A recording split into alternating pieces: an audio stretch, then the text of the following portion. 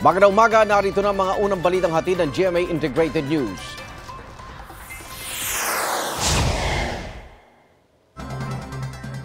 Walang kawala sa Pulis Maynila ang isang lalaking aminadong gun runner. Inaalam ng pulisya kung saan siya kumukuha ng mga ibinebenta niyang baril. May unang balita si Darlene Kai. Kuha ito ng entrapment operation laban sa umunoy notorious gun runner na si Baby Mars Salatandol. Lumingali nga muna si Salatandol bago hinarap ang police asset sa labas ng isang barong-barong sa kahabaan ng Mel Lopez Boulevard sa Maynila. Magpapanggap ang asset na bibili ng baril sa suspect.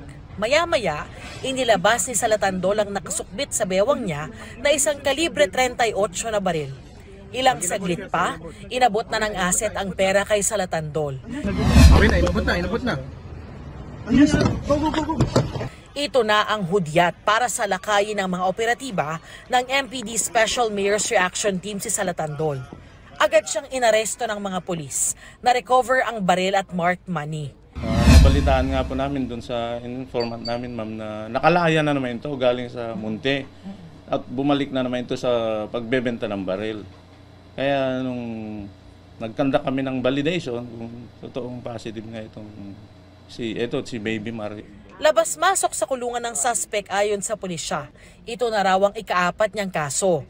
Nakulong na raw siya noong 2015, 2017 at 2019 dahil sa illegal possession of firearms, robbery hold-up at gun running.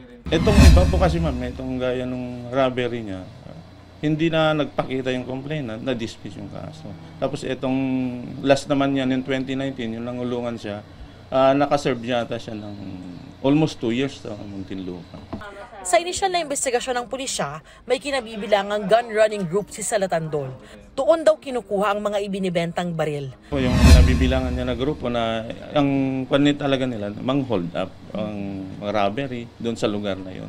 Tapos mananakot doon sa mga, kasi doon sa siga-siga rin daw po ito doon sa doon sa pinag-trapikan niya. Yun kung kwento ng chairman na nakausap namin doon. Talagang gusto na rin nilang pahuli kasi ito nga, puro kalokohan na po talagang ginagawa nila. Aminado naman ang suspect na sangkot nga siya sa bentahan ng baril.